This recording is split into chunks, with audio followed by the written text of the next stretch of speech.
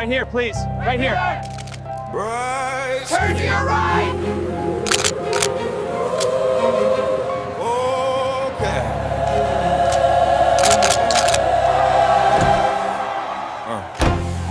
They paused me on a worst day frame. Red bar under my full name, shame. Slow zoom on a family photo. Voice over smooth, like it really knows though. Cut scenes from the schoolyard fights. All right, Crop clips from the craziest nights. Stack facts till the lie feels straight. Tight shot on the trembling gate.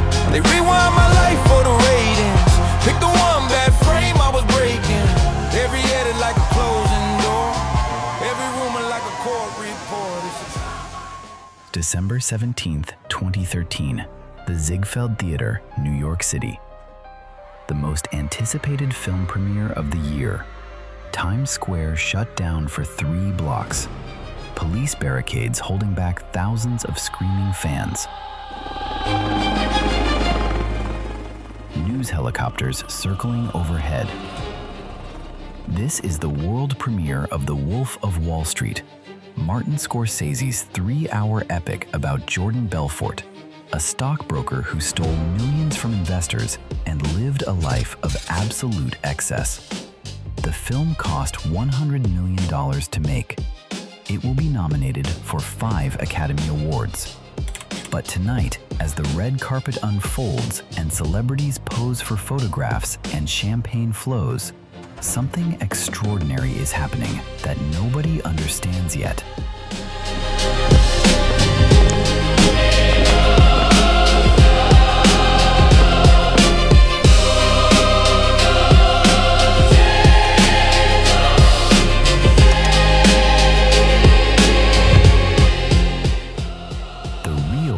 Of Wall Street is not on that screen. He is sitting in the audience, row 3, seat 7. And the story you are about to hear is bigger, more insane, more criminal than anything Jordan Belfort ever dreamed of.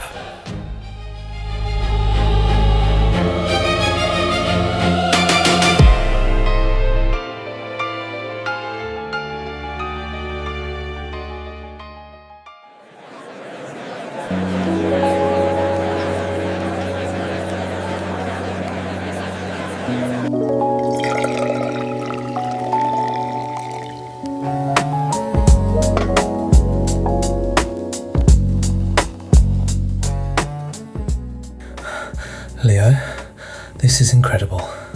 Really incredible. I knew this would be special when we were in production, but seeing it all come together, magnificent. Thanks, Joe. Yeah, Marty really pulled it off. 3 years of work, you know. You enjoying the party tonight? Oh, absolutely. Listen, I'm throwing a little after party at my penthouse. Very exclusive. Just 20, 30 people. Paris is coming. Jamie Foxx confirmed. You should come. I mean, if you're free. No pressure. Yeah, man, maybe. Let me see how the night goes.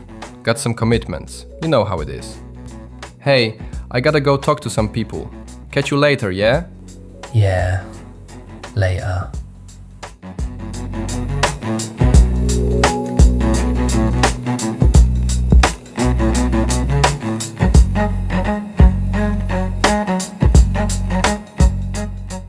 The man you just heard? That soft-spoken, awkward Malaysian man, desperately trying to impress Leonardo DiCaprio?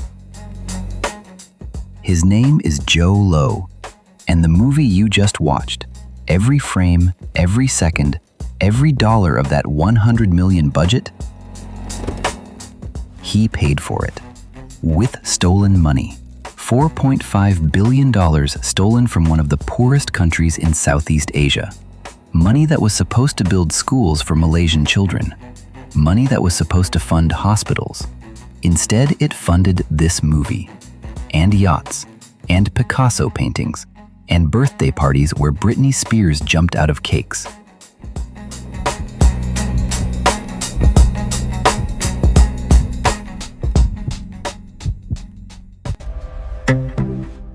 Before we begin, Let me make you 3 promises about what you're going to learn.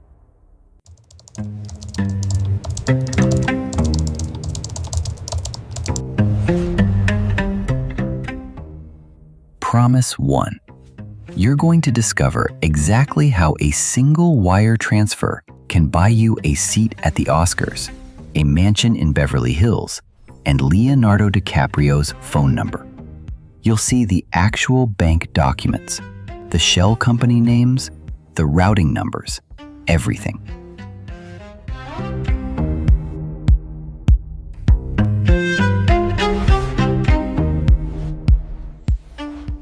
Promise 2.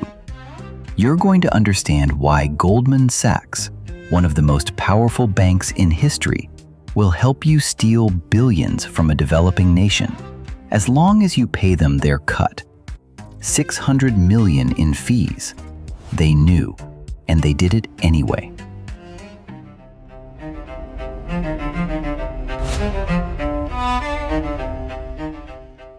Promise 3. You're going to learn how a man can steal $4.5 billion and still be ordering room service in a Shanghai hotel right now, protected by the Chinese government.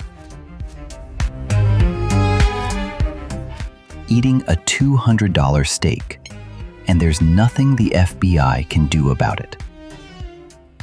But here's the part that should terrify you. Jho Low didn't use a gun. He didn't hack anything. He didn't break into any vaults. He just asked politely. He asked Goldman Sachs, "Can you help me raise money?" And they said yes. He asked the Prime Minister of Malaysia, "Can I access the wealth fund?" And he said yes. He asked Swiss bankers, "Can you open accounts, no questions?" And they said yes. The system didn't fail. The system worked exactly as designed, because the system rewards greed. The system protects the powerful, and the system does not care about Malaysian schoolchildren who need books. This is the billion-dollar whale. This is the story of Jho Low, a chubby, awkward kid from Malaysia who wanted to be cool, who wanted to be accepted, and who stole $4.5 billion to make it happen.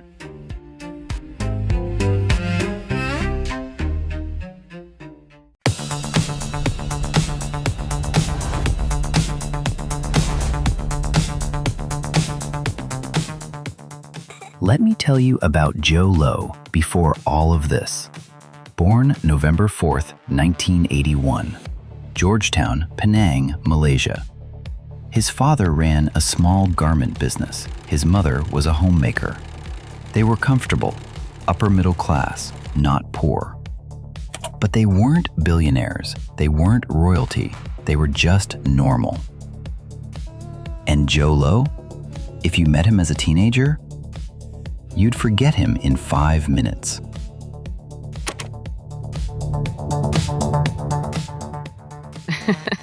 Hey, you all going to Amir's party this weekend? His parents out of town. Yeah, everyone going. Mark is bringing his new BMW. Hey, where's that Low kid? The quiet one with glasses. Who cares, La? Probably in library reading business magazines. That guy's so boring.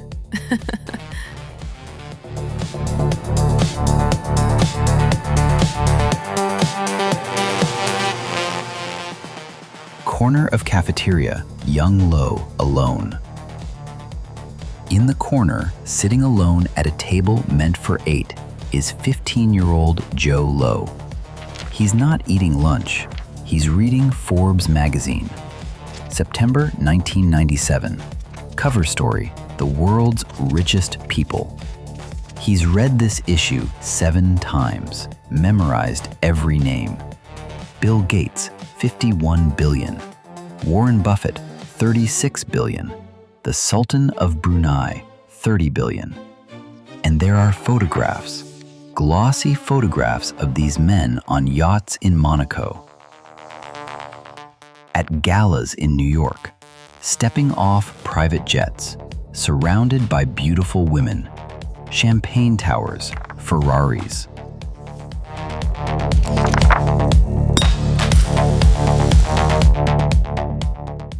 Look at them.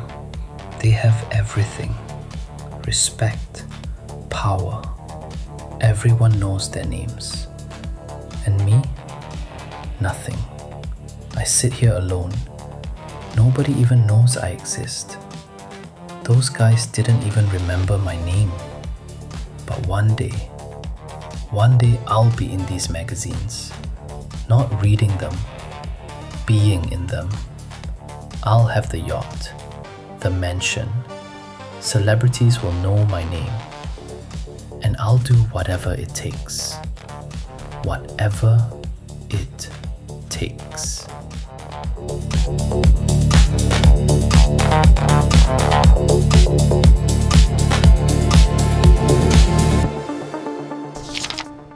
And he meant it, every word. Most teenagers have fantasies like this, but for most of us, it stays a fantasy. We grow up. We realize success takes decades of hard work. But not Jho Low. Somewhere in his brain, a switch flipped. A decision was made. A line was crossed. He decided he would have that life. Not eventually, soon. And morality, ethics, legality, those were just obstacles for people who weren't smart enough to get around them. He was going to get around them.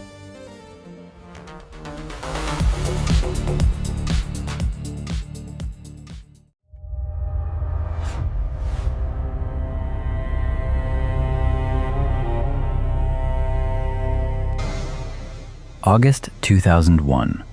Jho Low arrives at Philadelphia International Airport with 4 suitcases and a plan for complete reinvention.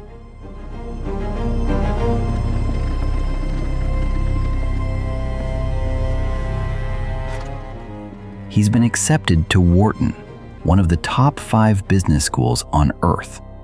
Warren Buffett went to Wharton. Elon Musk went to Wharton. This is where America's future billionaires are created. And Jho Low is determined to fit in, to be one of them, to finally be at the popular table. But there's a massive problem.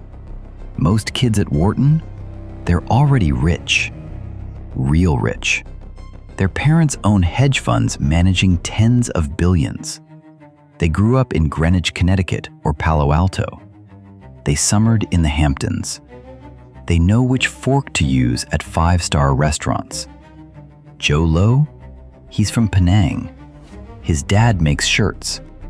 He's never been on a yacht. He's never tasted Dom Perignon. So he lies.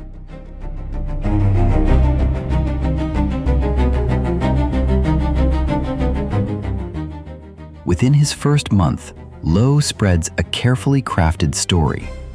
He tells people his family is connected to Malaysian royalty, that his grandfather advised the Sultan of Brunei, that his family owns palm oil plantations worth hundreds of millions. None of this is true. But here's the genius. Nobody checks. This is Wharton. If you got accepted here, you must be somebody. And Low understands something profound. Rich people don't fact-check other rich people. They assume you're telling the truth because lying about wealth is considered so gauche, so tacky, that nobody would do it. Jho Low would do it.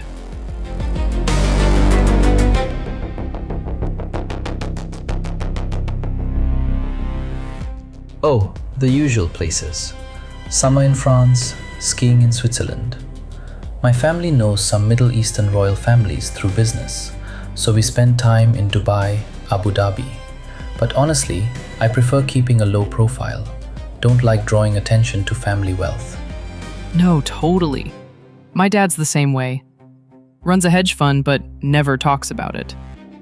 Hey, are you doing anything this weekend? Bunch of us going sailing. You should come. Yeah, sounds great. I'm in.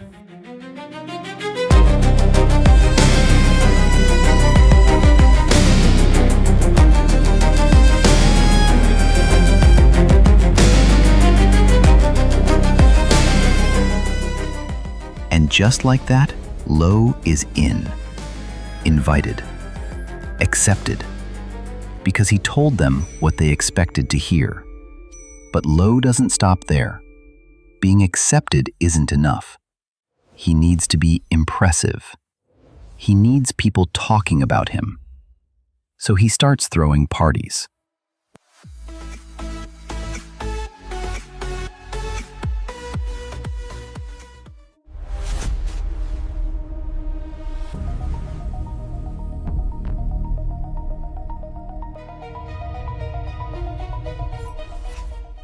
This is where Jho Low becomes a genius-level con artist.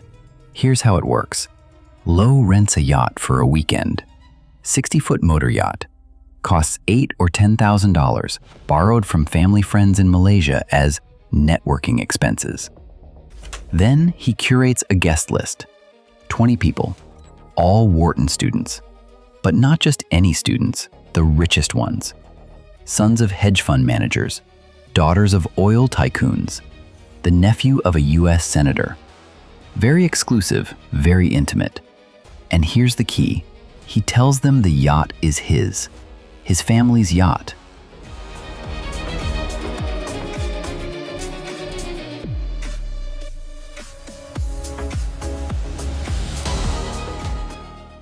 Dude, Low, this yacht is insane. This is your family's? Oh, this? Yeah, our smaller one. We keep the bigger one, like a 90-footer in Monaco. My father uses it for European business. This one's for casual weekends. Make yourself comfortable. Champagne's in the galley. DJ's setting up. Should be fun. Oh my God. Thank you, Lo. This is so generous. This is the coolest thing ever. This is sick. My family has a boat. Nothing like this. 60 feet? 62 feet. Twin diesel engines. Cruises at 25 knots. 4 bedrooms, 3 bathrooms. Custom built in Italy 5 years ago. Cost was, well, I won't get into numbers, but not cheap.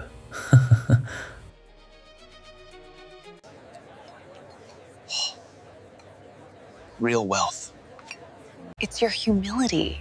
You're so humble. I mean, unlike other rich kids, Lo is just different. And they believe him, every word.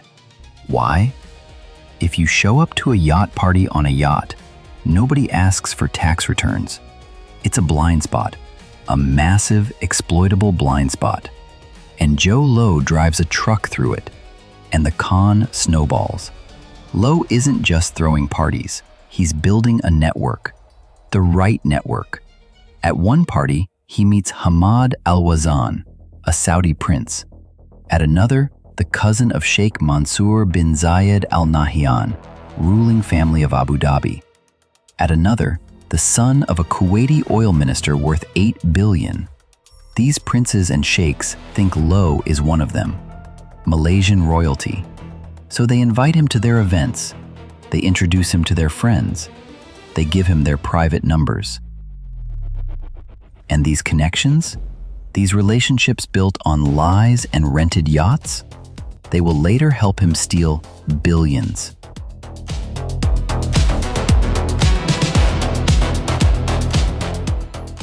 By graduation in 2005, Low has something more valuable than a degree. He has a Rolodex full of Middle Eastern royalty, personal contacts with Saudi princes, relationships with the most powerful oil-rich families on Earth, and he's ready to use them.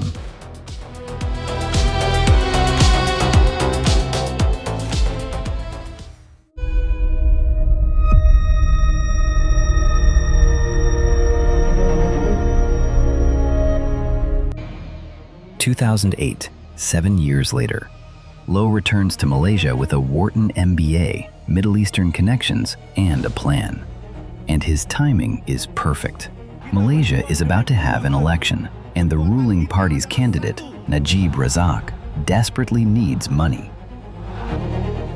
Najib Razak, born 1953, Malaysian political royalty. His father was prime minister. His uncle was prime minister. This is his birthright.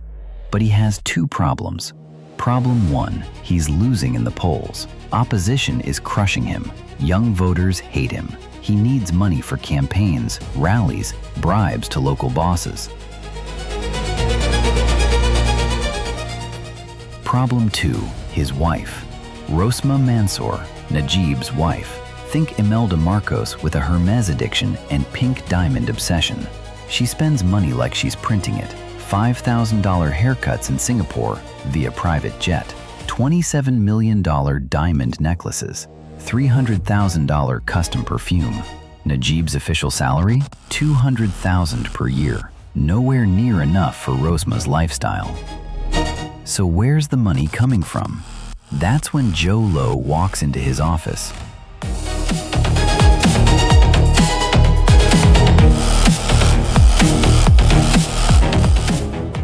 Mr. Low, I appreciate you reaching out, but I've never heard of you.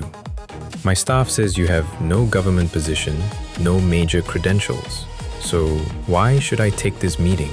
Mr. Prime Minister, I understand your skepticism, but what I'm offering is something your campaign desperately needs, and I can uniquely provide. Middle Eastern investment, billions of dollars, from people I know personally. Everyone's chasing Middle Eastern money. What makes you different? Because I have direct access. Prince Turki of Saudi Arabia, I was at his birthday last month. Sheikh Mansour's cousin, we were Wharton roommates. These aren't business relationships, these are friendships. And in that world, friendships are worth more than contracts.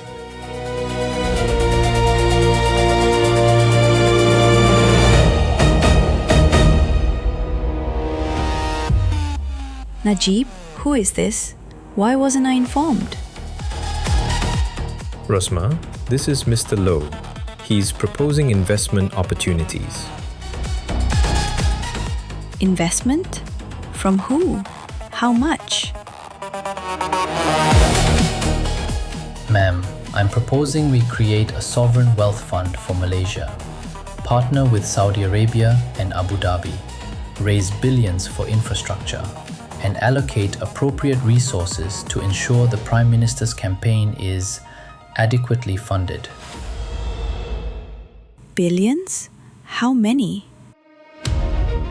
Initially, 5 or 6 billion. Eventually, maybe 20. Najib, we need to talk, now.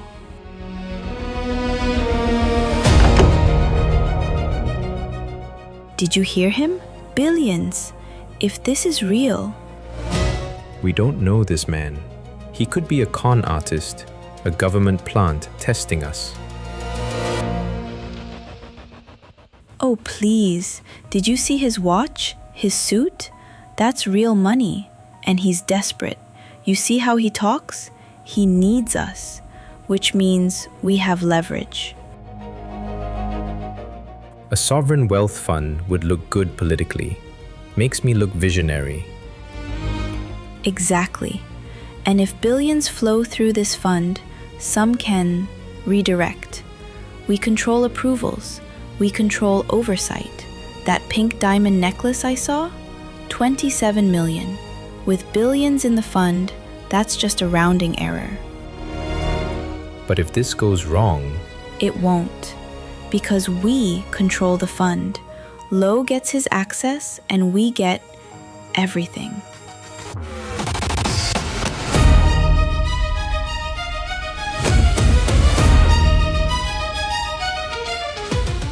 Mr. Low, we've discussed your proposal. We're interested in moving forward. That's wonderful news. I'll begin coordinating immediately. But understand, everything goes through me. Every transaction, Every wire transfer. This is Malaysia's money, and I'm going to be Prime Minister. Do we understand each other? Of course. We are completely aligned with the directives, and I assure you, transparency is paramount.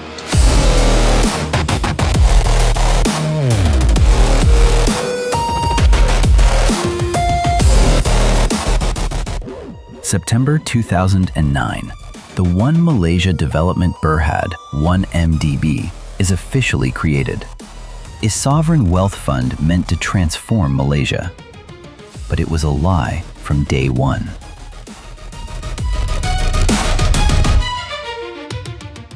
The board is stacked with Najib loyalists.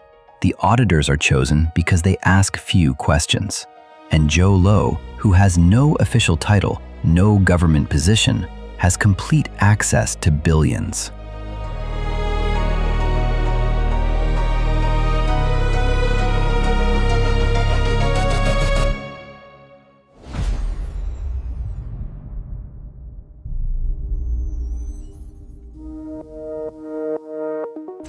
September 2009. 1 week after 1MDB is officially created. While Najib Razak is making speeches about Malaysia's bright economic future, while newspapers are praising the new sovereign wealth fund, while Malaysian citizens are being told their country is about to become the next Singapore, Jho Low is in a luxury serviced apartment in Singapore, sitting at a laptop, creating the infrastructure for the greatest theft in history. What Low needs is simple but crucial. Shell companies. Dozens of them. Companies that exist only on paper. Companies with no employees, no offices, no actual business operations. Companies designed for one purpose and one purpose only: to make stolen money disappear.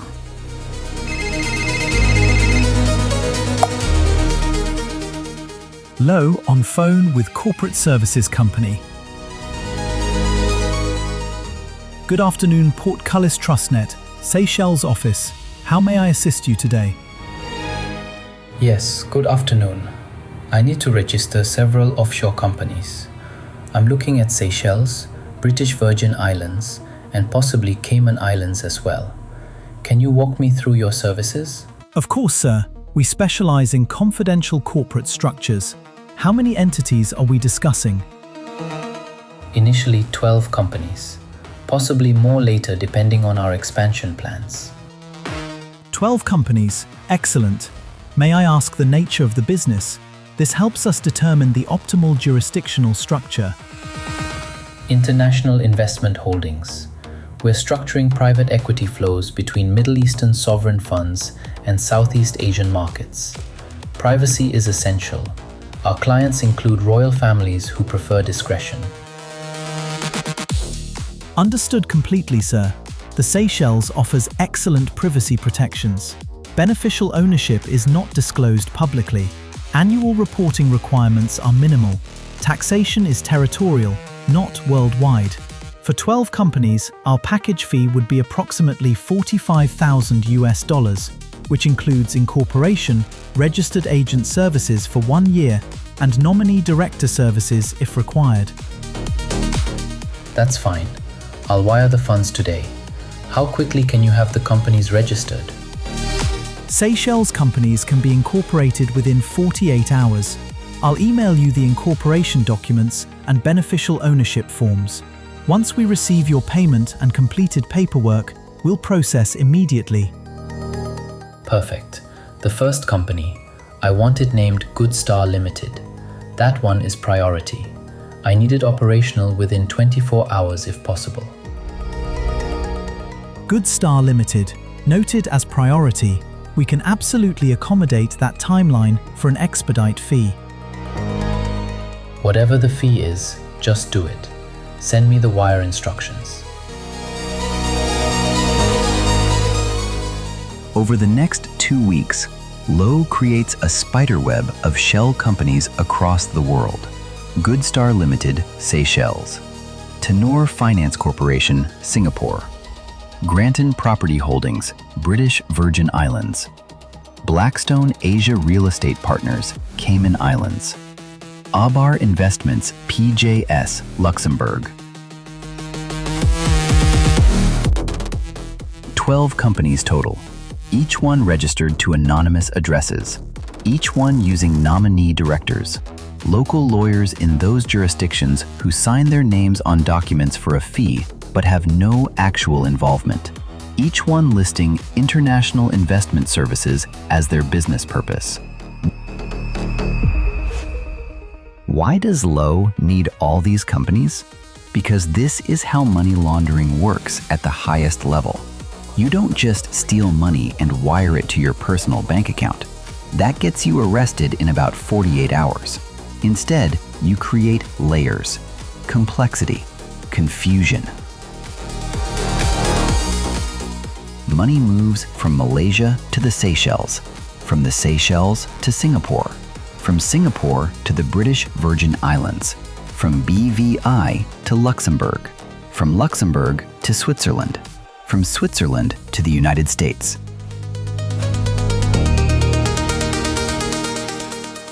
By the time the money reaches its final destination, it has moved through so many countries, so many banks, so many shell companies, that tracing it back to Malaysia becomes nearly impossible. It looks clean, legitimate, just another international investment transaction. But Low still needs one more crucial piece of the puzzle.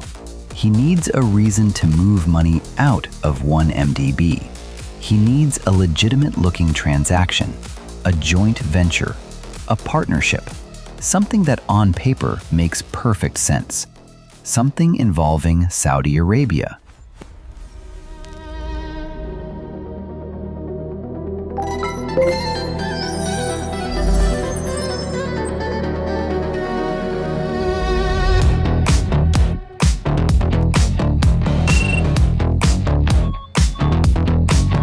Cufflinks, ice on the collar, lines on the table like dotted deals, penthouse view.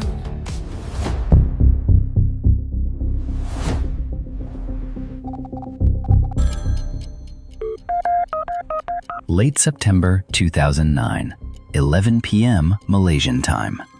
Jho Low is in his apartment in Kuala Lumpur, staring at his phone, rehearsing what he's about to say. He's about to call Prince Turki bin Abdullah of Saudi Arabia, his old friend from Wharton, the connection that will make everything possible. This call will set up the theft of $700 million.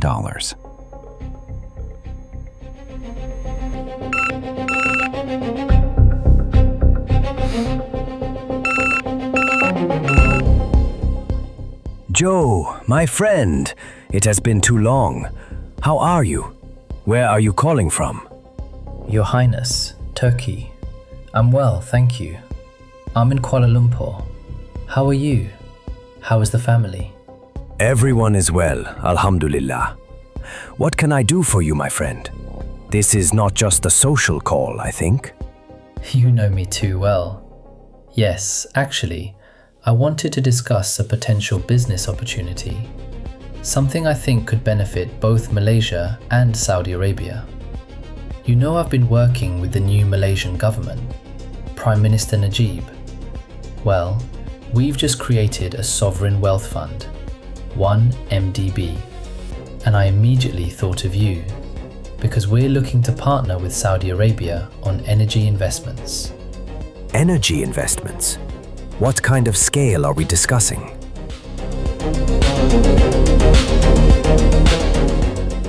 Significant scale. We're thinking joint venture. Malaysia and Saudi Arabia partnering on oil and gas projects across Southeast Asia. Malaysia contributes capital. Saudi Arabia contributes petroleum assets and expertise through Petro Saudi International.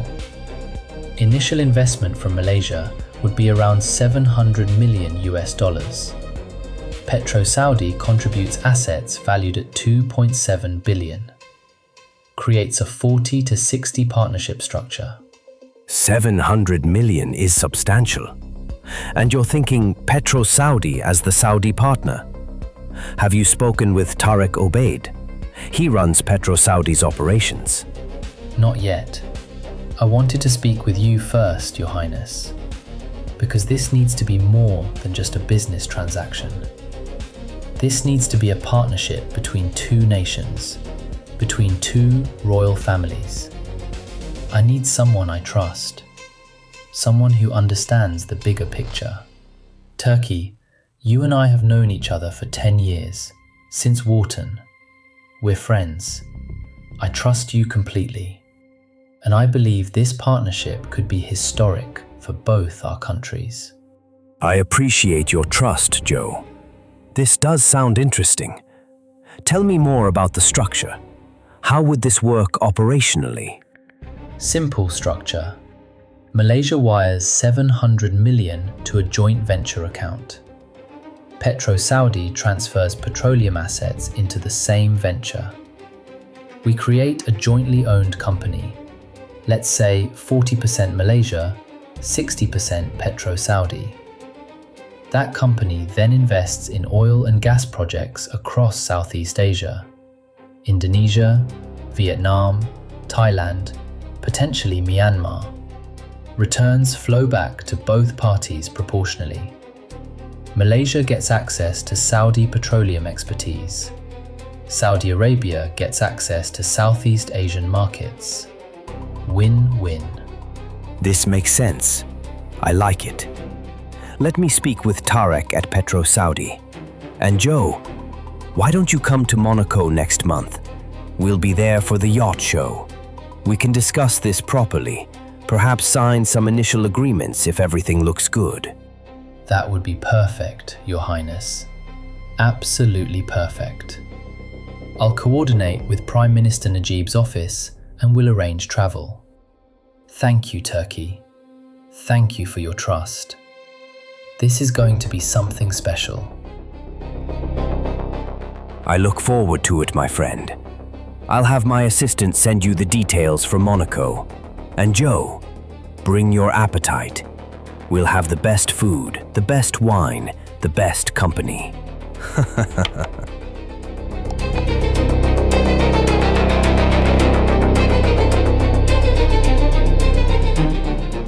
It worked. It actually worked. He bought it completely. The joint venture, the partnership, the friendship angle. He bought all of it. Monaco. 1, the shell companies registered. The bank accounts opened. The wire transfer routing mapped out. $700 million. By October, $700 million will be mine.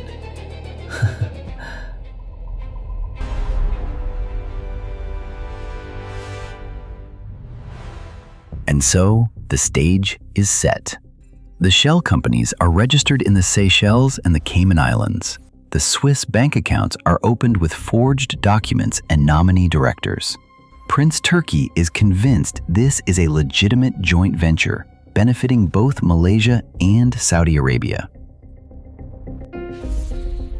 Najib Razak believes the money is going to PetroSaudi International for petroleum investments. And Jho Low, he's booked his ticket to Monaco. Summer 2009. The French Riviera.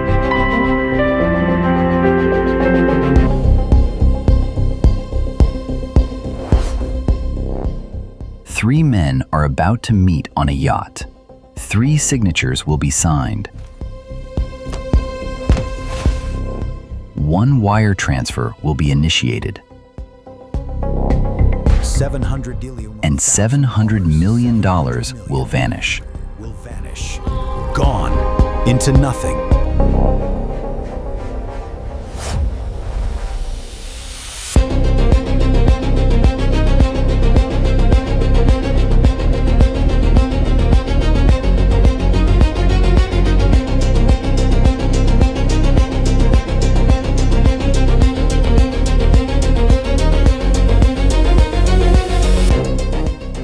Monaco Harbor.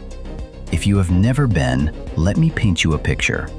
This is where the world's wealthiest people park their floating palaces.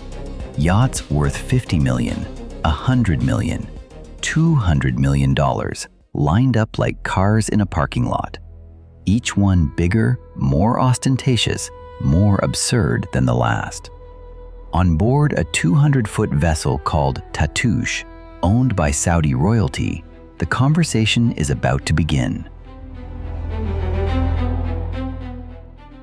Joe, my friend, look at this sunset.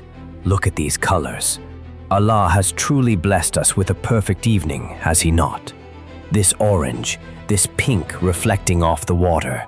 Magnificent. You know, I was thinking earlier today, we have known each other now for, what, 6 years? 7? Since Wharton. And in all that time, you have never once asked me for anything. You have only given. Generosity, friendship, loyalty. This is rare in my world, Joe. Very rare.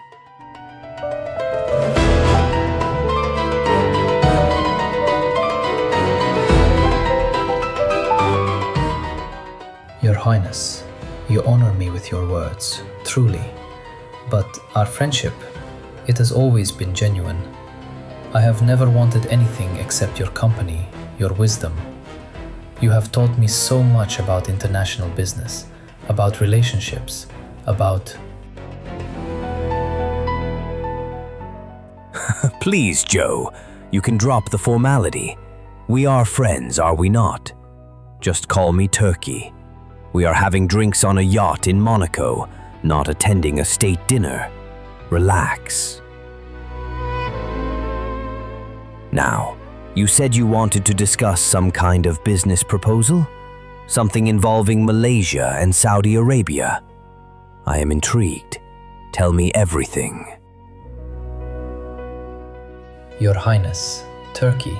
Yes, thank you. So, as you know, Najib Razak is about to become Prime Minister of Malaysia. He is an incredible leader, very forward-thinking, very interested in modernizing Malaysia's economy and strengthening our relationships with the Middle East. And he has asked me to help facilitate a major partnership between Malaysia and Saudi Arabia. The vision is to create a joint investment fund. Call it a sovereign wealth partnership. Malaysia contributes capital, Saudi Arabia contributes expertise and additional capital through Petro Saudi International. Together, we invest in energy projects across Southeast Asia. Oil, gas, renewable energy, infrastructure. Massive potential. Your Highness, if I may add, Malaysia is extremely eager to deepen our relationship with the Kingdom of Saudi Arabia. We share religious values, we share strategic interests, and we believe there are enormous economic synergies to be explored. This partnership would be a symbol of that relationship, a concrete demonstration of cooperation between our two nations. I see. And what scale of investment are we discussing? What is Malaysia prepared to commit? $700 million initially. This would be Malaysia's contribution to the joint venture through our new sovereign wealth fund, 1MDB. Petro Saudi would contribute oil and gas assets valued at approximately $2.7 billion. Structure would be 40-60, Malaysia 40%, Petro Saudi 60%. I have brought all the paperwork, the joint venture agreement, the valuation reports for the Petro Saudi assets, the wire transfer instructions. Everything is ready. We could sign tonight if you are comfortable moving forward. 700 million. Yes, this seems reasonable. My advisors have reviewed Petro Saudi's portfolio. The assets are solid. The structure makes sense. I do not see why we cannot proceed. This is exactly the kind of partnership that benefits both our countries. Joe, you have done excellent work putting this together. Your Prime Minister, you should be proud to have someone like Joe representing Malaysia's interests. He has been tireless in his efforts. Indeed, Joe has been invaluable, an exceptional young man. Your Highness, there is one small administrative detail I should mention. For regulatory and privacy purposes, you understand how these things work with cross-border transactions. The initial wire transfer will go to a holding company rather than directly to PetroSaudi International. This is standard practice for sovereign-to-sovereign transactions. Provides an additional layer of financial privacy that both governments prefer during the early stages of the partnership. A holding company? I thought the money was going directly to PetroSaudi. It is going to PetroSaudi, Mr. Prime Minister. But the structure works like this. Malaysia wires funds to the holding company. It is called Goodstar Limited, registered in the Seychelles. And then Goodstar immediately transfers those funds to PetroSaudi International for the acquisition of the joint venture assets. Two-step process instead of one step provides better financial privacy and tax efficiency for both sides. And Goodstar is owned by the Saudi royal family. It is one of their investment vehicles. Prince Turki can confirm this. Yes. My family has numerous holding companies for various investment purposes. I do not track all of them personally. My financial advisors handle these details. But if Jho says this is the proper structure, I trust his judgment. He has never steered us wrong. And this Goodstar company, it is properly registered, audited? There will not be any regulatory issues? Absolutely, sir. Goodstar is fully compliant with international banking regulations. Swiss audited, registered with proper authorities in the Seychelles, and with Saudi financial oversight. I will have my lawyers email you all the corporate documentation tonight, articles of incorporation, audit reports, ownership structures, everything. You will see it is completely above board. Mr. Prime Minister, I would never ever compromise your position. This has to be perfect. It has to be bulletproof. And it is. I promise you. All right. Proceed with the transfer. Let us finalize this tonight so we can announce the partnership next week. It will be good for the campaign. Shows I am bringing in major foreign investment.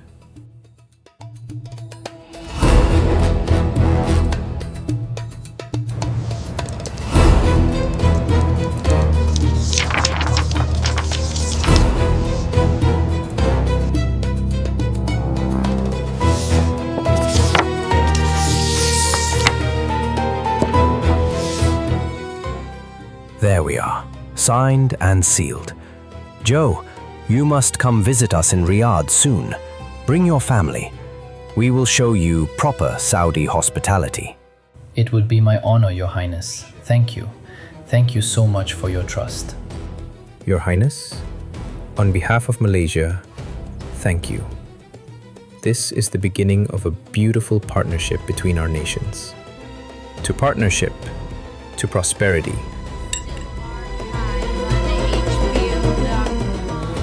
September 28, 2009, 4:47 p.m. Malaysian time, a Monday afternoon. The wire transfer is initiated from Malaysia's central bank. $700 million leaves Malaysia's government account.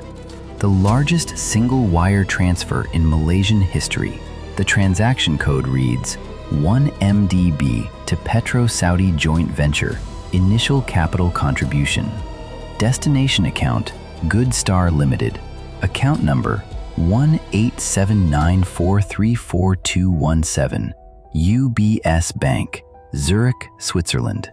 Seychelles corporate registration number, SC24958. But here is what nobody knew. Goodstar Limited was not owned by the Saudi royal family. It was not owned by PetroSaudi International.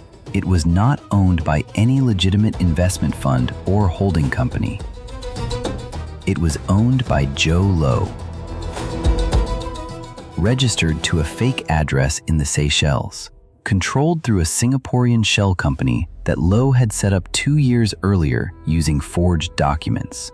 Signatory authority, Low Tech Jho. Beneficial owner, Low-tech Joe. Prince Turki had no idea. Najib had no idea. The Petro-Saudi executives had no idea. Even the Malaysian government accountants processing the wire transfer had no idea. Only Jho Low knew. And with one wire transfer, one signature, one click of a mouse button, $700 million vanished from Malaysia's treasury and landed in Jho Low's personal bank account.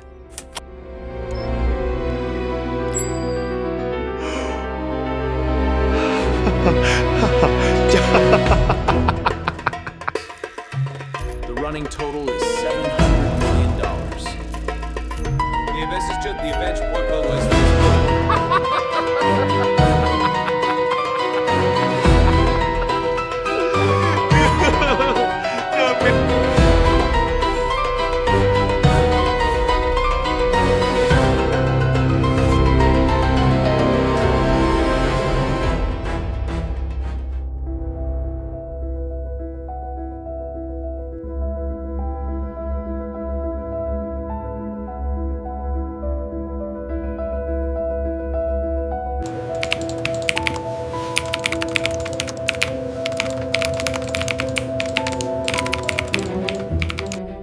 But there was a problem, a potentially catastrophic problem that should have stopped this entire scheme before it even started. The compliance officer at UBS Bank in Zurich, a man named Yves Berthoud, 47 years old, 20 years in international banking, noticed something wrong with the wire transfer. The account name on the receiving end did not match the documentation. The paperwork said Petro-Saudi International. The account said Good Star Limited. Those are two completely different companies.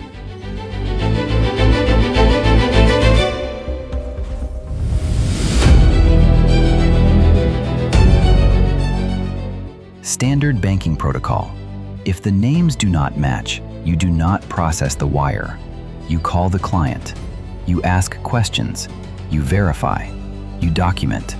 You protect yourself and your bank from potential fraud, money laundering, terrorism financing. Yves Berthoud did exactly what he was supposed to do.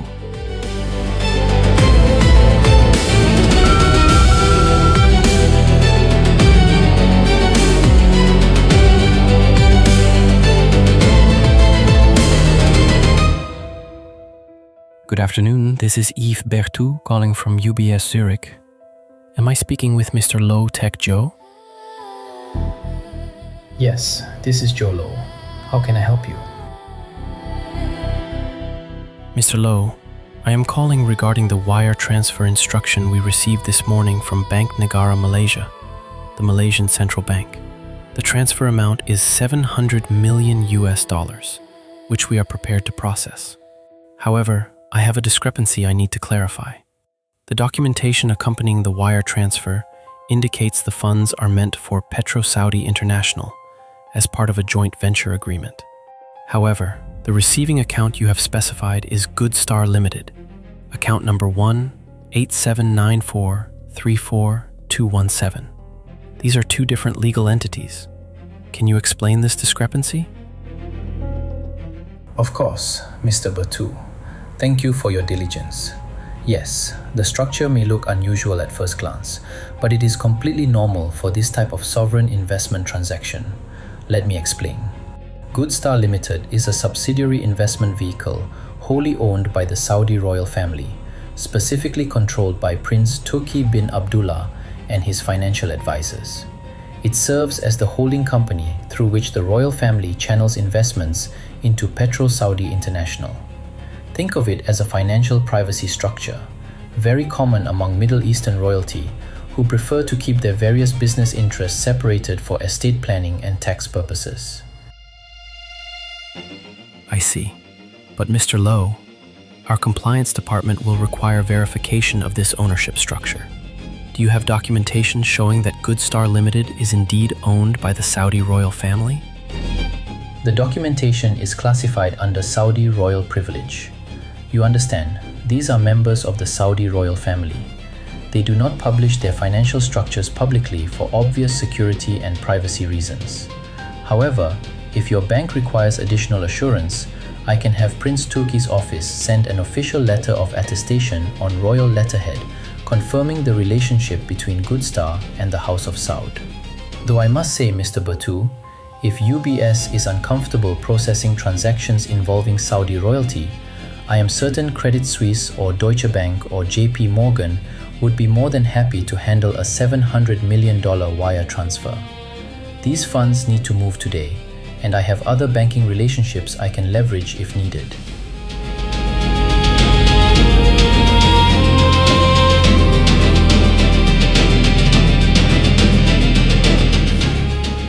No, Mr. Low, that will not be necessary.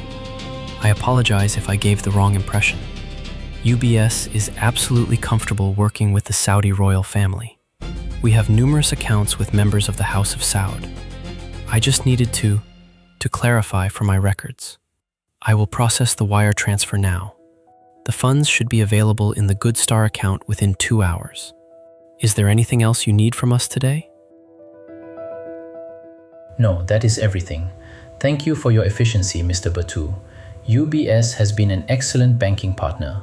I look forward to continuing our relationship.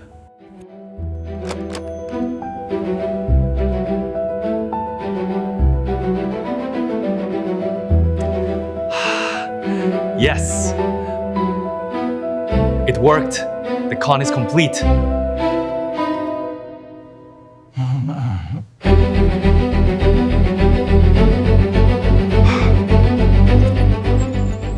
And just like that, with one lie and one threat to take his business elsewhere, Jho Low convinced a Swiss banker to ignore a massive red flag.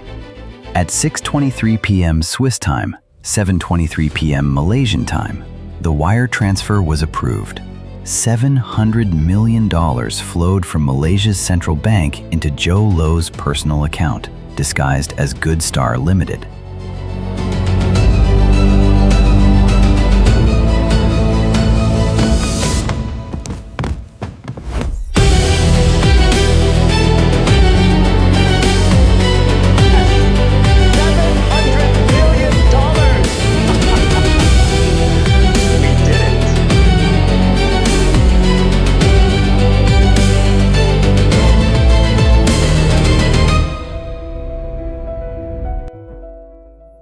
Within 24 hours, Low moved the money again. Because $700 million sitting in one account is suspicious, even Swiss banks ask questions if large sums just sit there doing nothing. So Low used the layering technique. The money split into 12 different shell companies across 6 countries. $100 million to Granton Property Holdings in the British Virgin Islands. $90 million to Blackstone Asia Real Estate Partners in the Cayman Islands, $80 million to Tanor Finance Corporation in Singapore, $75 million to Abar Investments PJS in Luxembourg, and on and on. 12 companies, 6 countries, 43 separate bank accounts. By October 15, 2009, 17 days after the initial theft, the money had moved through so many jurisdictions, so many banks, so many shell companies that it was essentially untraceable. It looked clean, legitimate, just another series of international investment transactions. And Jho Low had successfully stolen $700 million. But it was not enough, not nearly enough for the life he wanted to live. So he went back for more.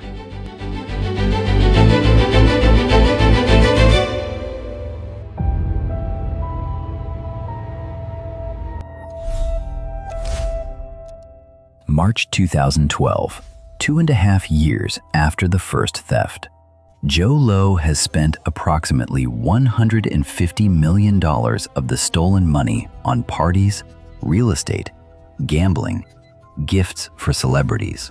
Still has around $500 million left, carefully laundered through various shell companies and investments. But Low has a problem. If he wants to keep living this lifestyle, yachts, penthouses, private jets, celebrity friends, he needs more money, a lot more money. And he needs legitimacy. He needs the world's most powerful banks to vouch for him. He needs respectable financial institutions to process his transactions without asking too many questions. He needs Goldman Sachs.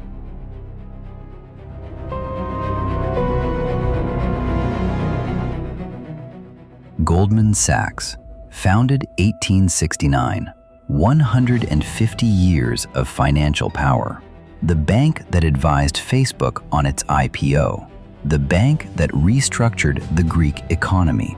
The bank where Treasury secretaries and Federal Reserve chairmen come from. The bank that presidents and prime ministers call when they need to raise billions. If Goldman Sachs is working with you, you must be legitimate. You must be real. You must be trustworthy. And Low has an in.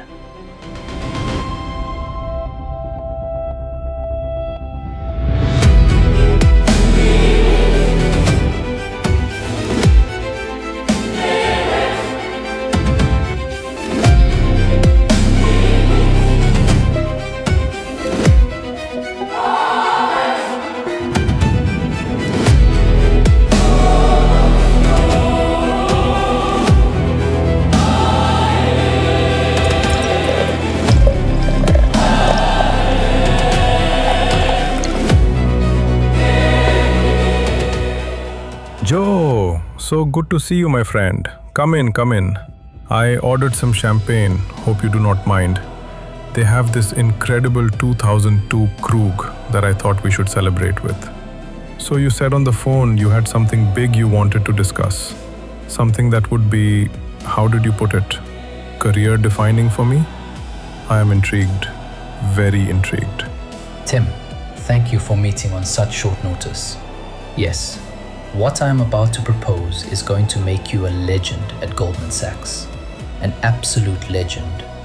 Your name will be on the list of the greatest deal makers in the bank's history. 1MDB, Malaysia's sovereign wealth fund that I help manage, needs to raise capital. Significant capital. We are talking $6 billion, maybe more. And we want Goldman to lead the offering. Exclusive mandate. 3 separate bond issues over 18 months. $2 billion each. 6 billion? That is massive, Joe. That would be the largest emerging market debt offering this year. Possibly the largest in Goldman's history in this region. What is the timeline? What is the use of proceeds? Who else is being considered for the mandate? Timeline is aggressive. We want to close the first issue within 6 months. Use of proceeds is energy infrastructure, real estate development, technology investments across Southeast Asia. And nobody else is being considered. I came to you first, Tim, because we have a relationship, because I trust you, because Goldman is the best. But if you are not interested, I can take this to JP Morgan or Credit Suisse or... No. Of course we are interested. Goldman is absolutely interested. This is exactly the kind of deal we want to be involved with. Sovereign wealth fund, stable government backing, strong growth market. This checks every box. What kind of fee structure are you thinking? Standard investment banking fees for an offering this size would be 1 to 2%. So on 6 billion, we are talking 60 to 120 million in fees for Goldman. 10%.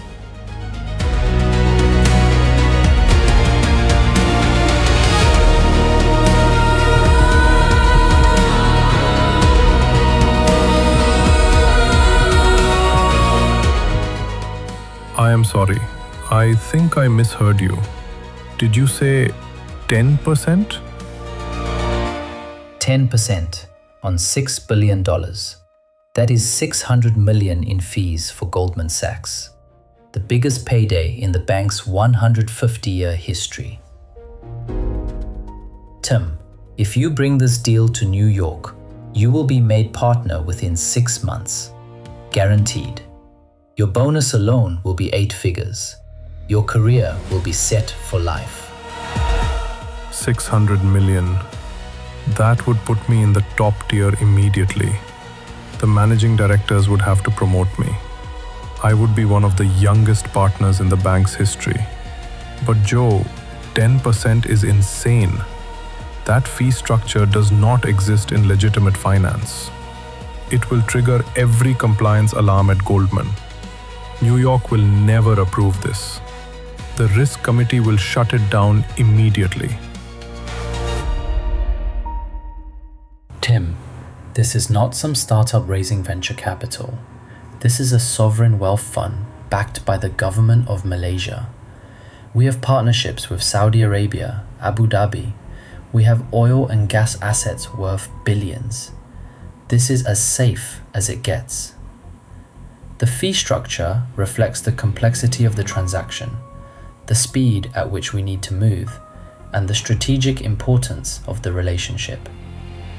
Malaysia is willing to pay a premium for Goldman's expertise and brand name. That is all this is, a premium fee for premium service. But even so, compliance will ask questions. They will want to know about you, about your role, about the ownership structure of 1MDB, about... Tim, let me be very frank with you about something. This deal will happen. The only question is whether it happens with Goldman Sachs or with one of your competitors. And I should mention, because I think you have earned the right to know this, there is additional compensation available for you personally, separate from Goldman's fees.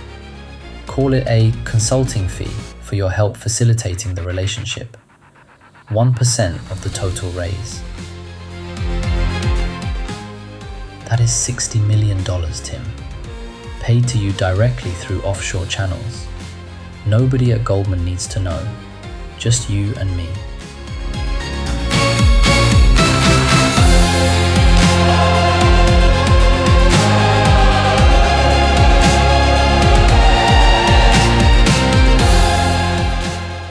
Joe, that is a lot of money.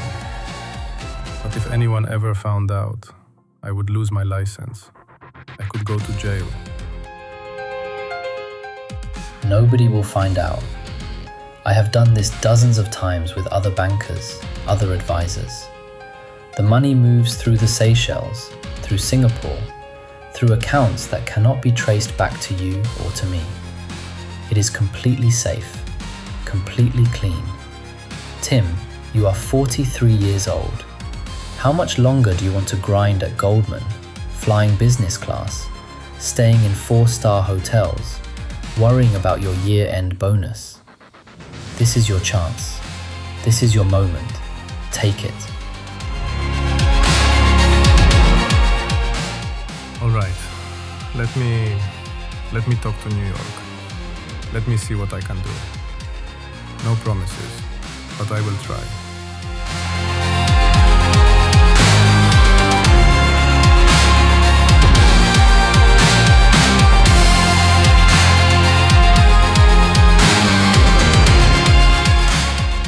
3 weeks later, Goldman Sachs approves the mandate. $6.5 billion in bonds for 1MDB. $600 million in fees. The most lucrative deal in Goldman's history. But getting there required Tim Leissner to lie, to deceive, to actively suppress red flags that compliance officers raised.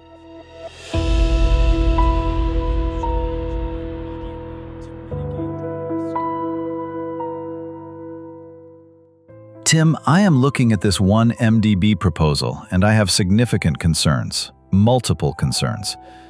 The fee structure is unprecedented. 10% is not a fee. It is a red flag the size of Texas. The bond structure is unnecessarily complex. The use of proceeds is vague. And most importantly, who the hell is Jho Low? I cannot find any official government position for him. He is not listed as a board member of 1MDB. He is not a registered financial advisor in Malaysia.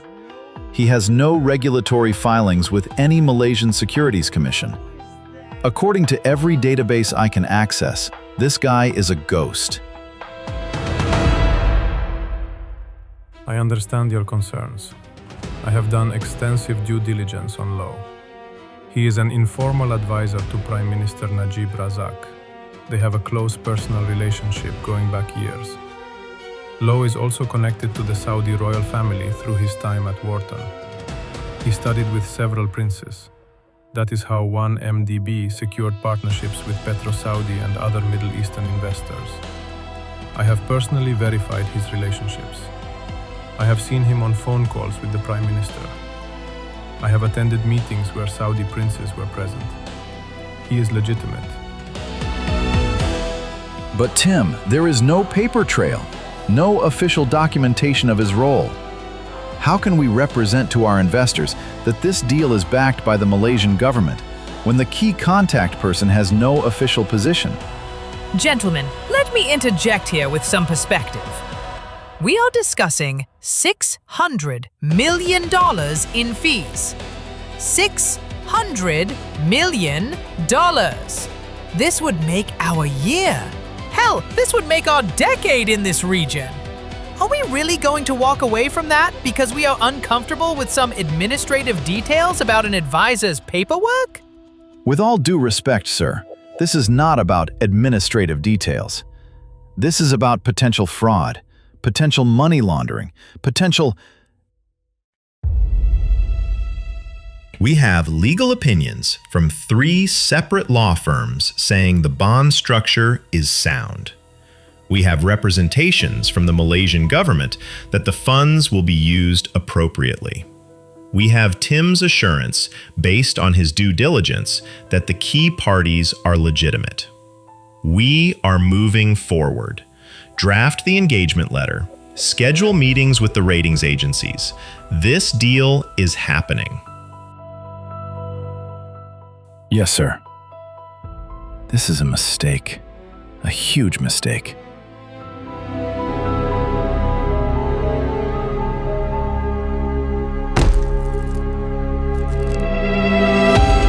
Yes, approved. I repeat, the operation is approved. Proceed as planned. 60 million. We're in.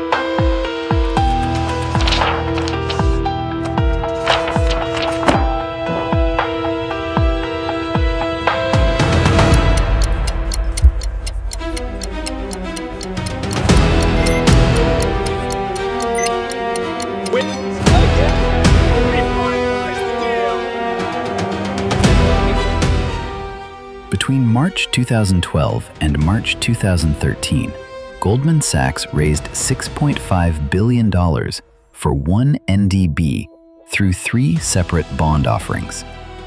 They earned $600 million in fees, making it the most profitable client relationship in Goldman's Southeast Asia division history. Tim Leissner personally received approximately $73 million in secret kickbacks from Jho Low, paid through shell companies in the Seychelles. And Jho Low? Of that $6.5 billion raised by Goldman, Low stole approximately $2.7 billion using the same shell company layering technique. By the end of 2013, Low had successfully stolen more than $4 billion total from 1MDB. $4 billion.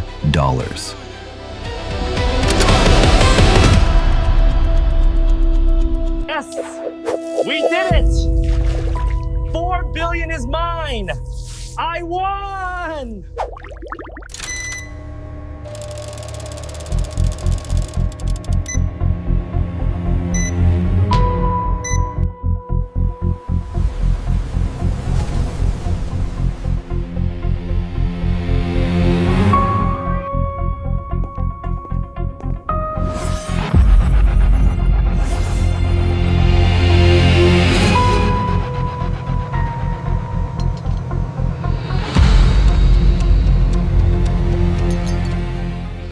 And he was about to spend a huge chunk of it on the party of the century.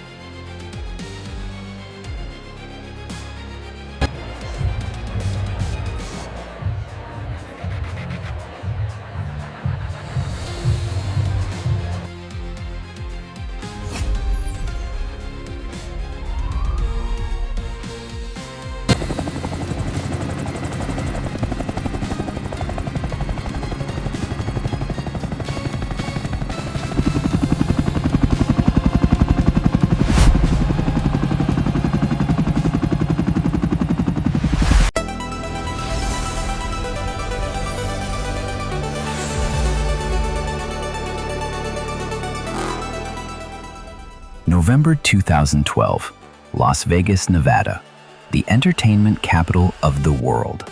If you have never been, imagine Times Square, but with casinos, hotels that look like ancient Rome, and medieval castles and Egyptian pyramids all mashed together, and enough neon lights to be seen from space. And Jho Low is about to turn 31 years old, and he is throwing a birthday party that will cost $3 million. For one night, one party, $3 million.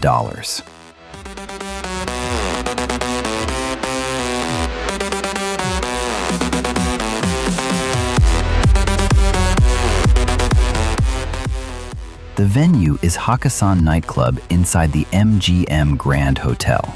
40,000 square feet of LED screens, crystal chandeliers, multi-million-dollar sound system, 5 different bars, a rotating dance floor, VIP sections on 3 levels.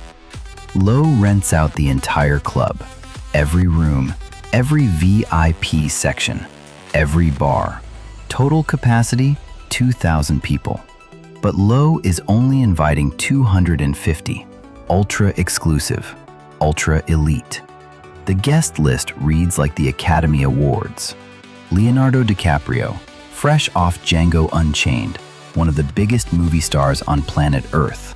Robert De Niro, The Godfather Part 2, Taxi Driver, Casino, a living legend. Kanye West and Kim Kardashian, power couple, reality TV royalty, tabloid magnets. Bradley Cooper, coming off Silver Linings Playbook, already being talked about for Oscar nominations. Paris Hilton, professional celebrity, professional party girl. Jamie Foxx, Oscar winner, comedian, singer, actor. Approximately 250 people total. Every single one of them rich, famous, connected, or all 3.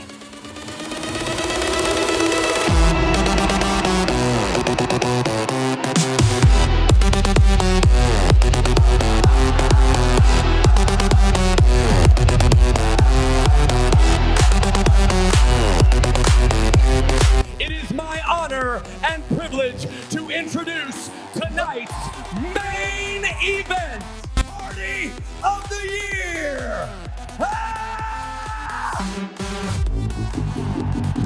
The moment we've all been waiting for. I give you the visionary, the legend, the guest of honor. Thank you. Thank you all for this incredible honor. Cheers to tonight.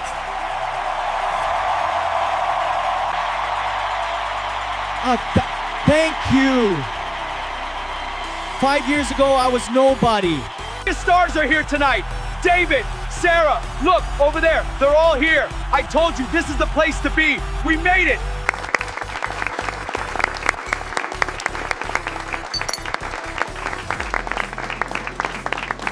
This party is simply divine, isn't it? We must catch up properly next week about the proposal. Absolutely. Looking forward to it.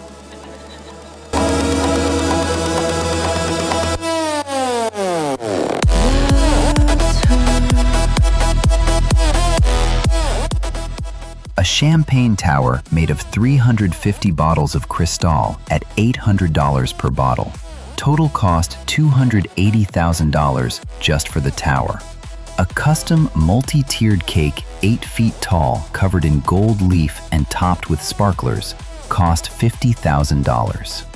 And at midnight exactly, the lights go completely dark. A spotlight hits the main stage and Britney Spears jumps out of the cake. I am not making this up. This actually happened. There is video footage. There are photographs. Britney Spears, Baby One More Time, Toxic, Oops, I Did It Again, jumped out of a giant cake at Jho Low's birthday party and performed Happy Birthday.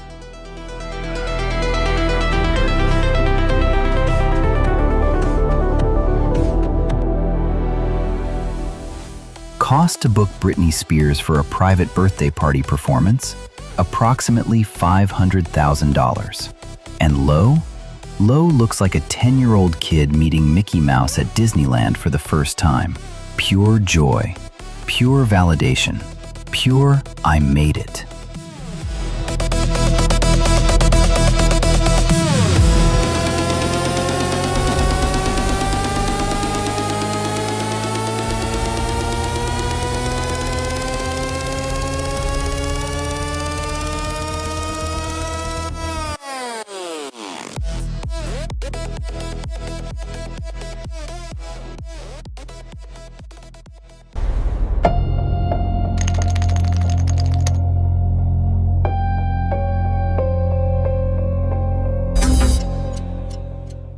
here is where the party gets really dark. Here is where you see who Jho Low really is underneath all the expensive suits and celebrity friends. At 2 a.m., after the cake, after Britney, after hours of drinking champagne that costs more than most people's monthly rent, Low wanders over to the casino floor. He sits down at a baccarat table. Baccarat is a card game favored by high rollers, pure luck, no skill, no strategy. You bet on either player or banker and hope the cards fall your way.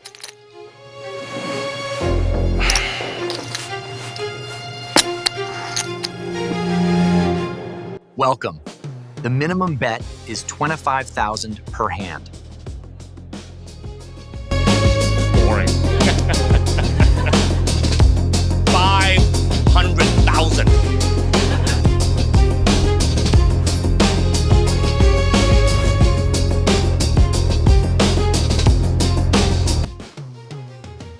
Pit boss, I need approval for a limit increase due to an unusual request. Stand by. Mr. Low, good evening. We can accommodate 500,000. Accounts. Charge it. Don't care. Don't care. Millions. Hold on, let's play.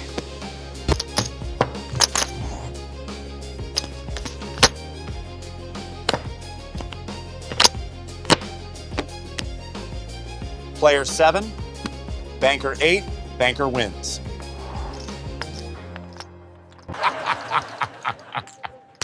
Same bet.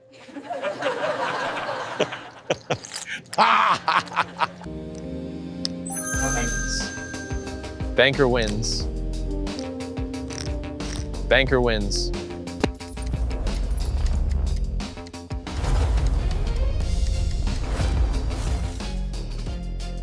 Mr. Low, 2.8 million, 12 minutes. Honestly, I'm bored. Losing this is nothing. Time to go back to the club. Who cares? Not my money.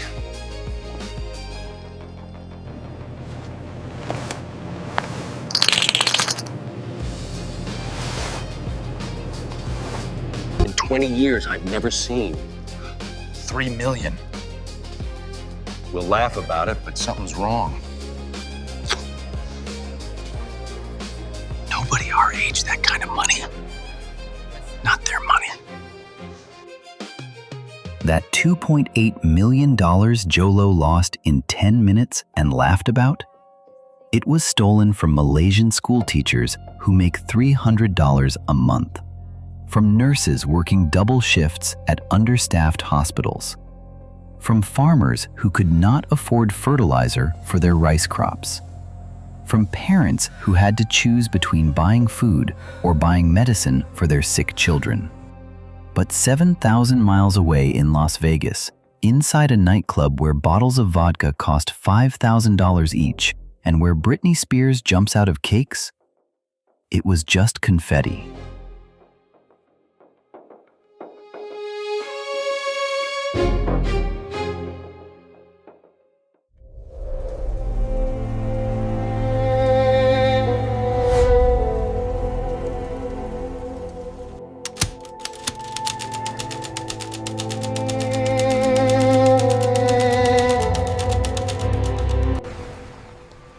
$7,000 miles away in London.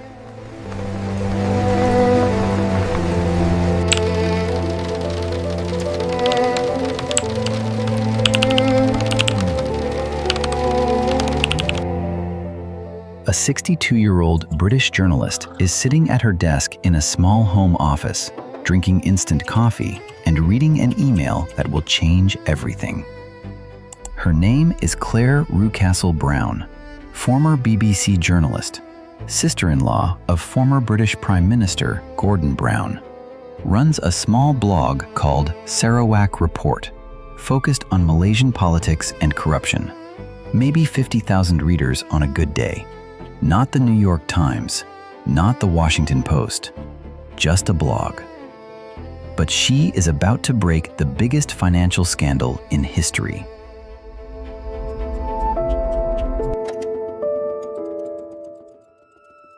Subject: you need to see this. From anonymous sender.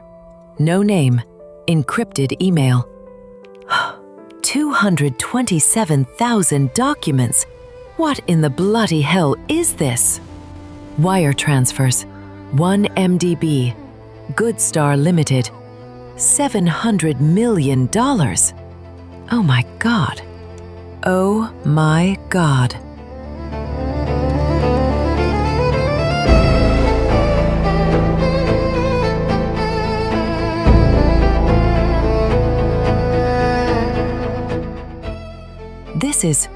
This is massive. This is Prime Minister Najib. This is the government. This is...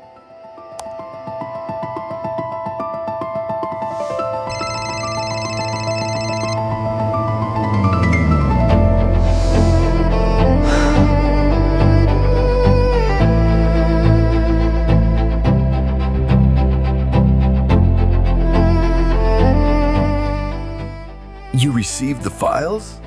Yes, I got them. Who are you? How did you get these? Are these documents authentic? Can you verify? Listen to me carefully. I do not have much time. Those documents are real, every single one. They are internal 1MDB emails, bank statements, wire transfer records, meeting minutes, everything. The Prime Minister is stealing from us. Billions. Billions. He is taking money meant for schools, for hospitals, for our people, and spending it on his wife's handbags and diamond necklaces. And that Malaysian guy, Jho Low, he is the one orchestrating everything. Okay. Walk me through this. Start from the beginning. What is 1MDB? How does Low fit in? How much money are we talking about?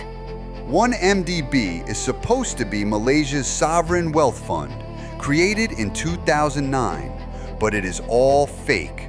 The money never went to legitimate investments. It was stolen. Hundreds of millions, then billions. Jho Low created shell companies, Goodstar, Tanor Finance, dozens of others, and funneled the money through banks in Singapore, Switzerland, Seychelles, Cayman Islands. My country is being robbed, Miss Brown, and nobody is stopping it. The Malaysian media is controlled by the government. Our opposition politicians are being arrested. You are our only hope. You have to publish this. You have to expose them. I will. I promise you I will. But I need to verify these documents first. I need to cross-reference, fact-check, make sure everything is solid before I go public. This is accusing a sitting prime minister of... There is no time. They are moving money right now, today. If you wait too long, they will hide everything. They will destroy evidence. Please. And Miss Brown, be careful. If they find out I contacted you, I am dead. If they find out you are investigating, they will come after you too. These people are dangerous. They have killed before. Do not trust anyone in Malaysia. Not the police, not the government, nobody.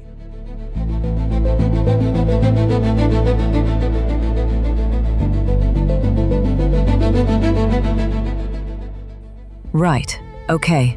Let's see what we have here.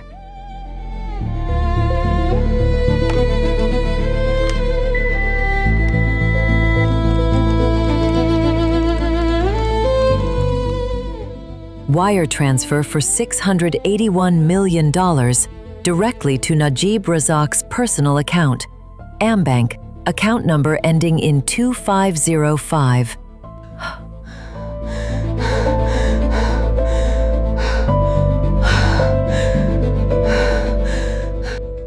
Invoice for a yacht, the Equanimity, $250 million, purchased using 1MDB funds. Receipt for a Picasso painting, $3.2 million. Gifted to Leonardo DiCaprio, paid for with 1 MDB money. This is not just corruption. This is kleptocracy on a scale I have never seen. This is the story of my lifetime.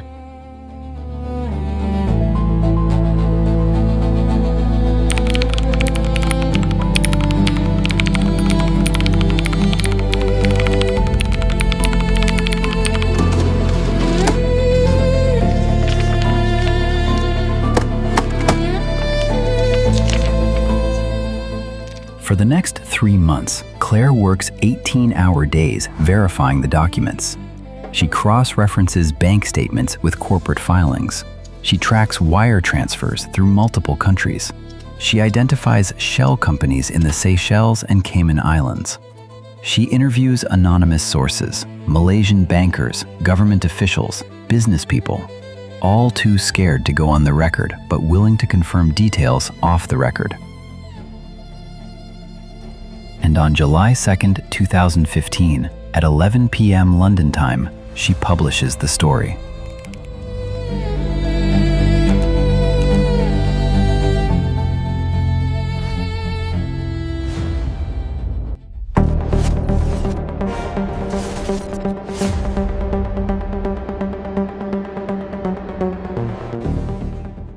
The headline reads, "How Low Went High. The billion-dollar scandal that bought Hollywood." Subtitle: Malaysian Prime Minister Najib Razak received $681 million in stolen 1MDB funds. Here's how they did it. Within 1 hour, Sarawak reports servers crash from traffic. Too many people trying to access the site simultaneously. Within 6 hours, the story has been picked up by the Wall Street Journal, Financial Times, Bloomberg, Reuters. Within 24 hours, it has been shared 200,000 times on social media. In Kuala Lumpur, Malaysian citizens wake up to the news that their prime minister has been stealing from them, that the man they elected to lead their country has been pocketing hundreds of millions of dollars meant for schools and hospitals.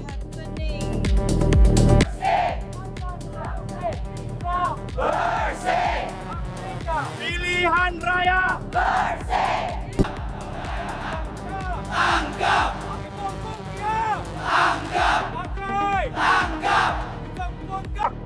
We work every day.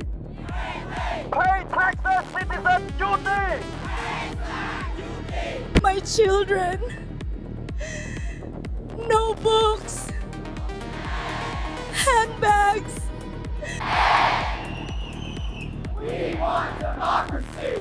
We want justice. We want power.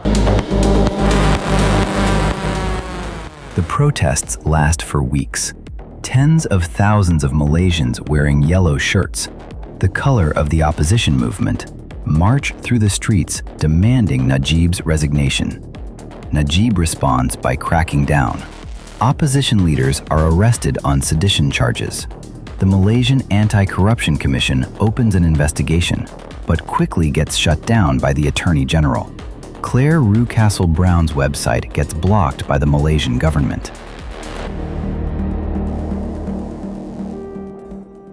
But it is too late.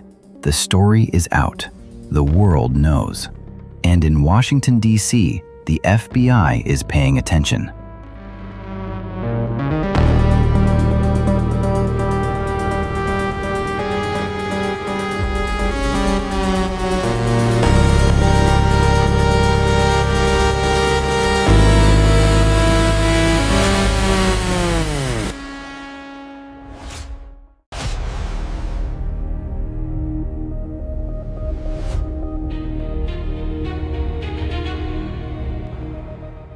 FBI Headquarters, J. Edgar Hoover Building, Washington, D.C.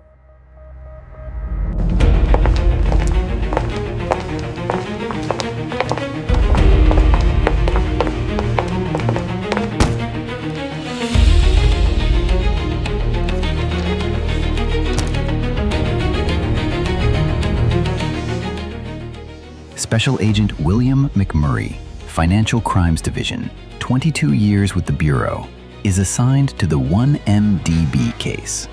And when he reads Claire's leaked documents, when he sees the wire transfers to American banks, the real estate purchases in New York and Los Angeles, the yacht registered in California waters, the art bought through American auction houses, he realizes this is not just Malaysia's problem.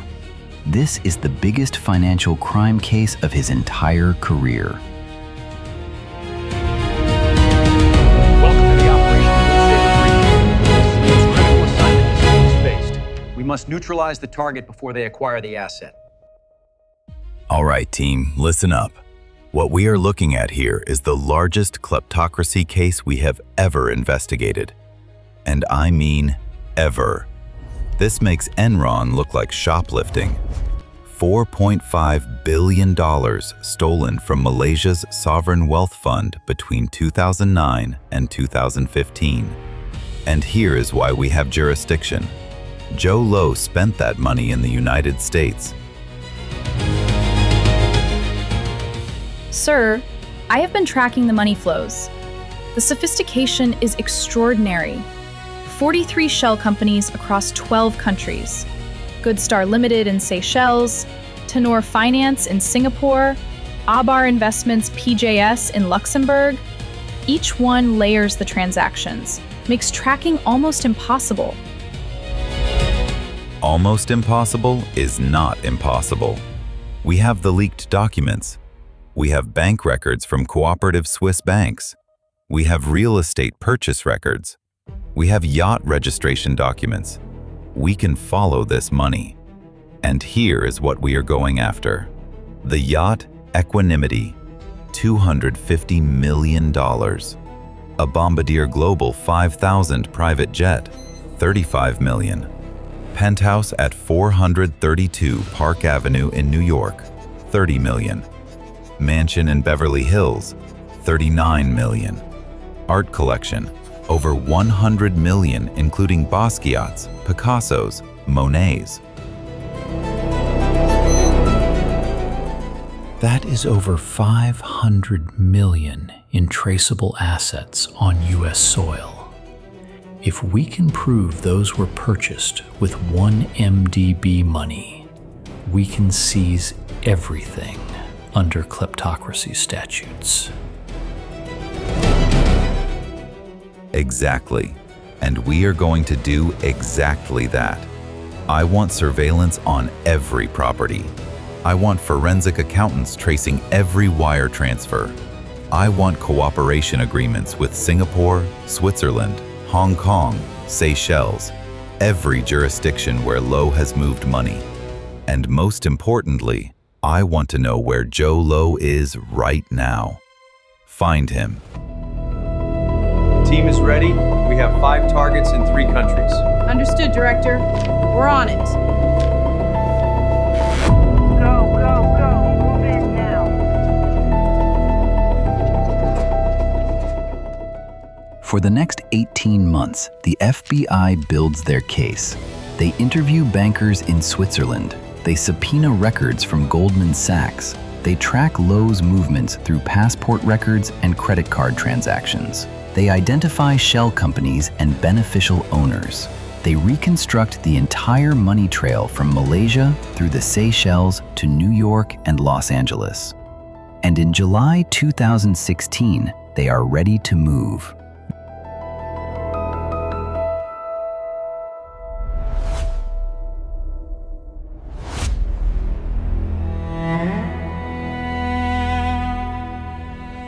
July 20th, 2016, Department of Justice Headquarters, Washington, D.C.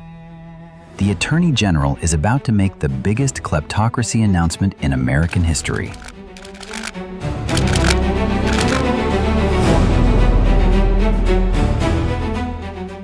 Good afternoon. Today, the United States Department of Justice is announcing civil forfeiture complaints seeking the forfeiture and recovery of more than $1 billion in assets associated with an international conspiracy to launder funds misappropriated from one Malaysia Development Berhad, also known as 1MDB.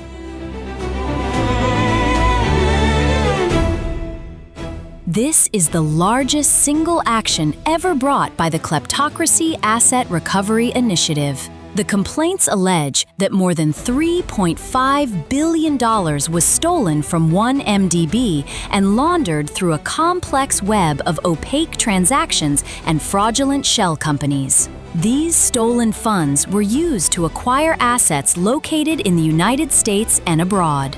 The assets we are seeking to forfeit include luxury real estate in New York and Los Angeles, a $250 million yacht called the Equanimity, a $35 million private jet, artwork by Basquiat, Monet, and Picasso, and interests in the production company Red Granite Pictures, which produced the film The Wolf of Wall Street. Can you confirm that Jho Low is a target? Are there arrest warrants? What about Goldman Sachs? Are they being investigated? Where is Jho Low right now? Do you know his location? We cannot comment on ongoing investigations or potential criminal charges at this time. What I can say is this: the United States will not be a safe haven for corrupt officials and those who enable them. No matter how complex the scheme, no matter how powerful the perpetrators, we will follow the money and we will seize the assets. Justice may be slow, but it is coming. But it is coming.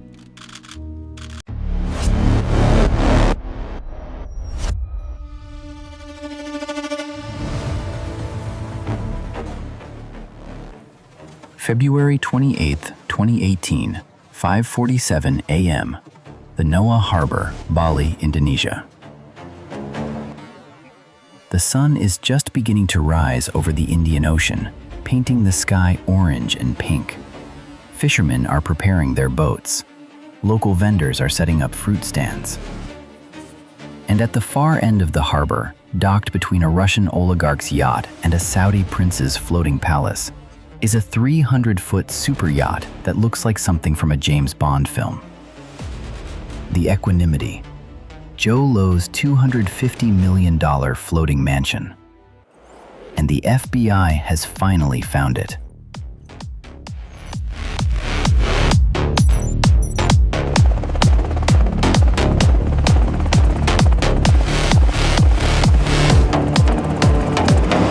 Green light, move in now.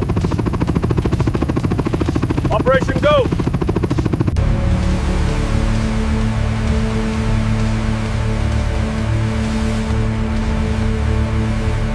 Target in sight! 200 meters! Stand by boarding! No! They're here! Police! It's the police! They found us! Captain, they're here! They're here! We're caught! Start engines. Too close!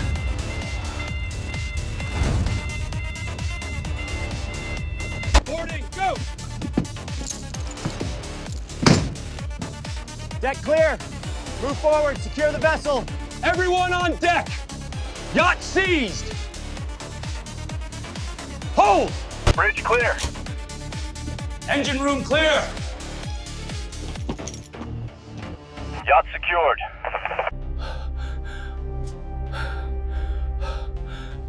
You need to see.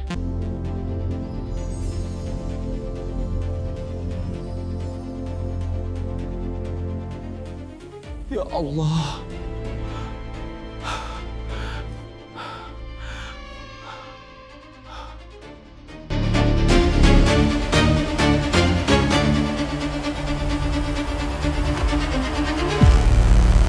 This piece alone is valued at $8 million.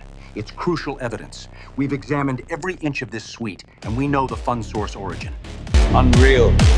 Look at this. How much is here? Millions. Document everything. Oh, wow.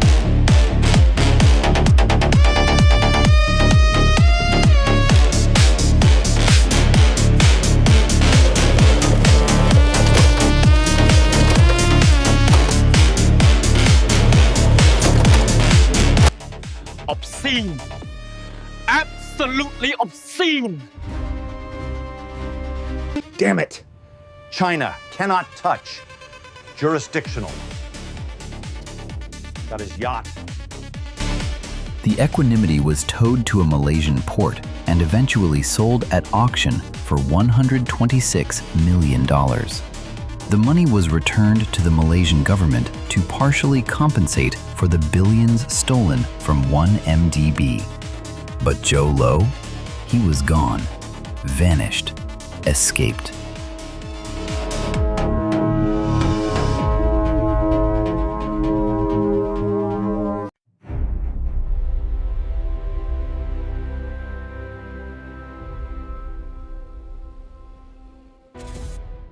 May 9th, 2018, Malaysia, Election Day. And something unprecedented happens. UMNO, the party that has ruled Malaysia for 61 years, loses. Najib Razak is voted out. The new Prime Minister, 92-year-old Mahathir Mohamad, returning for a second term decades after his first, immediately announces, Najib Razak will be arrested and prosecuted. Democracy is back!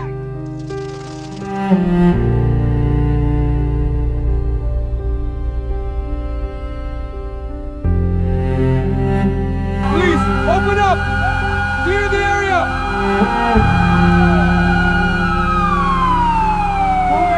Royal Malaysian Police. Warrant for arrest. Open door.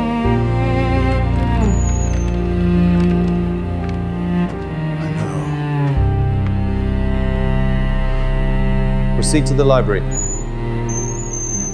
Check the dining room. Evidence bag ready. Photograph the watches. I can't believe this! Send in the forensics team immediately. Look at all this! This is insane. Get photos of everything. Oh. 200. 300. Count them. Open it. Oh my God. 28 million cash. Unbelievable. How dare you! My things! Get back! Back! Diamonds! My birthday! How long I waited! You won't get away with this. Move along, sir! Over here, look here! I've done nothing wrong! Keep him steady! Thief! We demand justice! Return the money now! How did it supposed to be? Great. September 2022. After a trial lasting 2 years, Najib Razak is found guilty on 7 counts of corruption, money laundering, and abuse of power. He is sentenced to 12 years in prison and fined $50 million. The first Malaysian Prime Minister ever convicted of corruption. Rosmah Mansor is separately tried and convicted, sentenced to 10 years for corruption related to the 1MDB scandal. Justice, finally.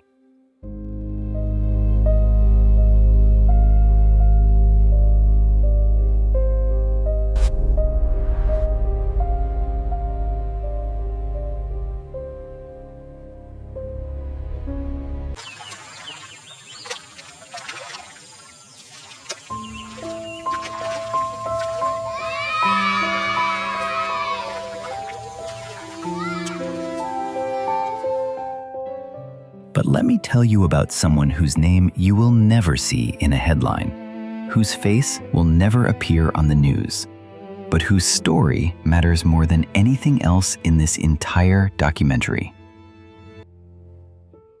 His name is Ahmad, 62 years old, rice farmer in Kedah State, northern Malaysia. I work every day. 12 hours in the sun. My back hurts. My hands, look at them. Broken, rough. But I must work. I have family. My daughter, Siti, she was so smart. Top in her class. Wanted to be doctor. help people in our village. We have no doctor here.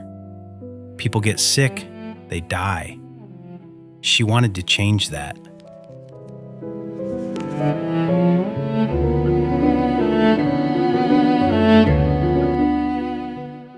But high school is 50 kilometers away. Bus costs 30 ringgit per month. I make 1,200 ringgit total. After food, after rent, after medicine for my wife, there is no money. So City stopped school. She works now in factory, making shirts. 12 hours, 6 days, 200 ringgit per month. Her dream, finished. And I see on television, Prime Minister's wife buys handbag. One bag, 27 million. My daughter's entire life is not worth one handbag. One handbag. I teach 60 children, one classroom. We have no books, no computers. Roof leaks when rain comes. Children get wet while learning. I work 2 jobs. Morning teacher, night I drive Grab taxi. 14 hours every day. I make $400 per month. It is not enough. And Najib's wife, 567 handbags. My salary for 10 years is 1 bag. How is this fair? How? H-O-W. $4.5 billion. That is not just a number. It is not just a statistic. It is 450 schools that were never built. It is 100,000 scholarships that were never given. It is 200 medical clinics that never opened. It is medicine that children never received. It is City's dream of becoming a doctor. That is the real crime.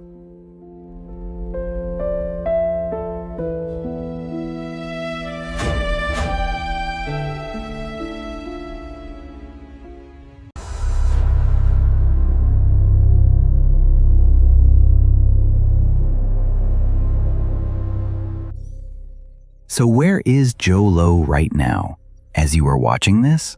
Nobody knows for certain. Last confirmed sighting, Shenzhen, China, May 2018. Intelligence sources believe he moves between luxury hotels in Shanghai, Beijing, Macau, living under false identities, protected by the Chinese government. Reports from hotel staff. He is here. Different name, but the same face. Watch out. The best suite. $20,000 per night. He never leaves. Guards outside. I'm so scared. Jho Low stole $4.5 billion. He lived like a king. He partied with celebrities. He bought yachts and jets and Picassos. But now he is a prisoner in a golden cage.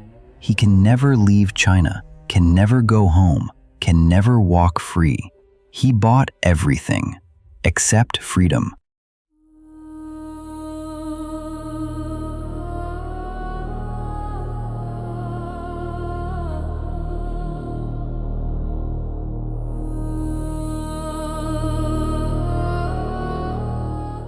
So what have we learned?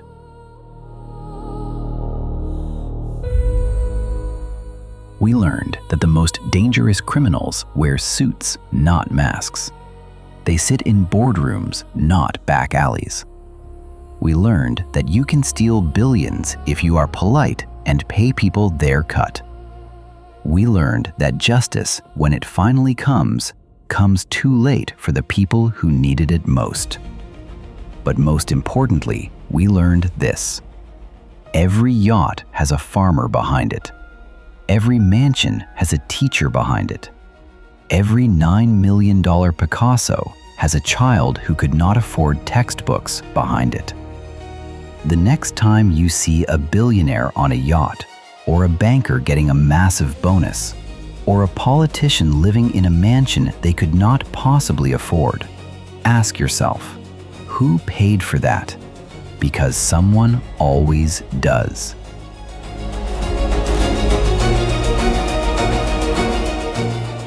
And that someone is usually the person who can least afford it. This has been the Billion-Dollar Whale.